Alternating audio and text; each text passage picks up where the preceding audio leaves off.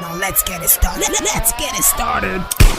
BILBAO! Let's talk about Arsenal, because Arsenal are a team that everyone should look out for. They went away to Spain and got all 3 points. The funniest part about that game is that these two guys that everybody was criticizing, they replaced, came in and scored and assisted. Both Trossard and Martinelli. Martinelli scored and assisted for the second goal. Trossard assisted for the first goal and scored the second goal. Fantastic from Arsenal. Fantastic game from Arteta. They have enough score now to challenge on all fronts. Yes, you make a good point, Godwin, when you say that the two guys, the usual suspects, who everybody is going to throw some shade at for not being up to their best and actually being dropped to the bench, and having the likes of Eze and Co come in and replace them in that position, are the guys who came in to build the team out yesterday. But I'll put it to you that, Godwin, that this is what happens when you have squad depth. Yes, everybody has equal motivation to come on and do well. Look at Martinelli's motivation to come in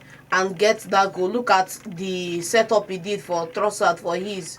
It shows you that when you have competition for places, everybody's awake. Everybody will sit up. Everybody will be awake. The only issue I think Arsenal fans will have with what's his name now, Mikel Arteta, who is under pressure right now, is that he's not exploring playing Eze in the 10th position, because Merino, like we saw yesterday, is still a problem in that midfield. So either Merino is going to be coming on as a sub in that 9th position, or he's going to be on the bench for somebody who is more attacking to that midfield, because we saw it against Liverpool where they played super defensive, three DMs or three whatever in that midfield, and it didn't work out. We saw it again yesterday. Till the 60th minute, Arsenal were persistently under pressure and also giving pressure.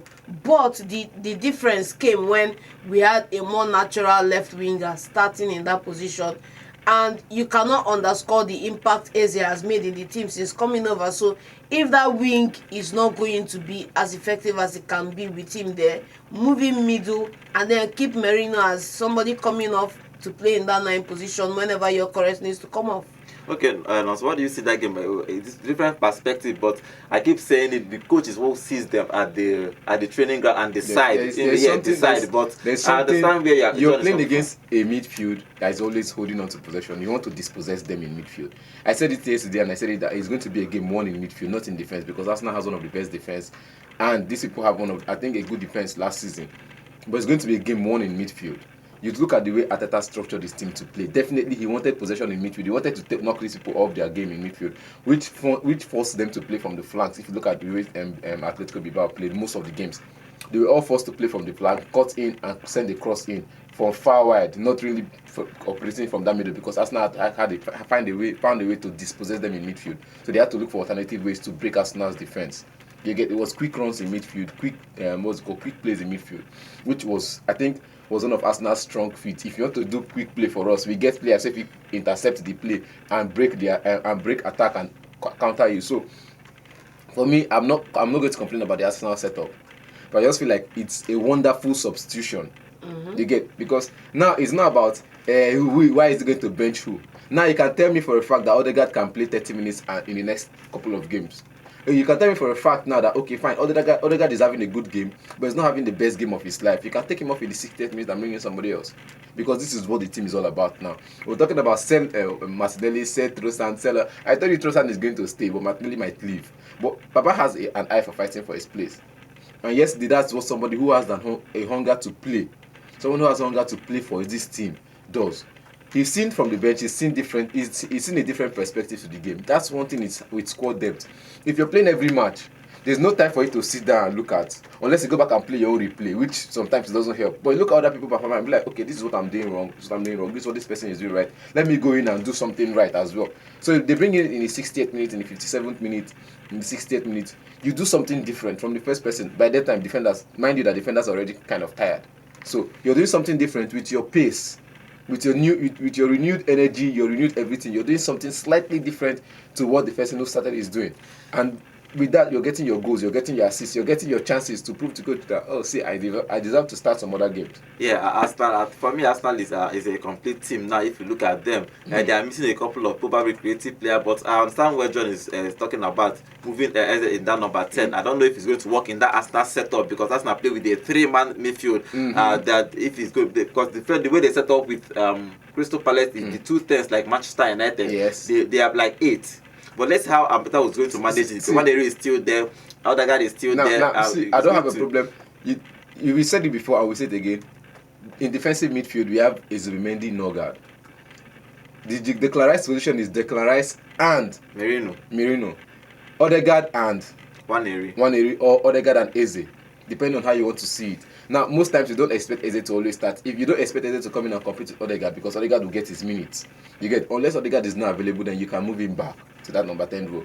But for now is who can be an Odegaard's replacement while Odegaard is playing is Eze, and so you can't so because of that you just have to put him on the flanks to create more chances in the game. It's just about creating and holding on to possession. Well, somehow you saw when Martinelli came in, I think Arsenal kind of left possession for BILBAO and played off the break. That was why he was able to get in those breaks that he got in from. Well, Arsenal did well in this game. The midfield three that started his rise will be Mendy and Merino, and both of them finished that game. Somehow, I think they trust this guy, especially for Merino. Merino, when he plays for Spain, he plays almost behind the striker for Spain, and he scores a whole lot of goals for Spain. So I understand why Arteta keep insisting. I know last season he was insisting that Merino would work as a striker. To an extent, it worked. So these coaches see them on the training ground, and if they think that the way he set up works, then is working, especially if you are getting all the wins and getting all the points. Fantastic game for Arsenal. But if you look at the statistics in this game, 11 shots for Arsenal, 6 of them were on target.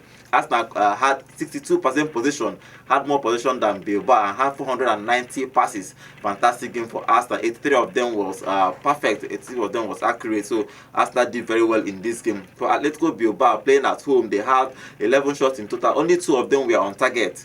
Arsenal has a strong defense. They can defend very, very well. 38 of them, 38% possession, 303 passes, and 73 of them were accurate. So Arsenal dominated this game and won this game. They deserve to win this game in general view of it. They deserve to win this game, having 6 shots on target and 2 of them were goals. Especially that break from Martinelli for that first goal. Fantastic game from him to score that goal. Hopefully the competition, as John just said, competition in the team is very, very important when you're on the bench. Now Martinelli is on the bench looking at Eze. Eze is obviously now going to start on his place, in his own place. So he needs to start putting on performance like this if you want to get minutes in this Arsenal team. Fantastic game for Arsenal. Congratulations to them. They won that game 2-0.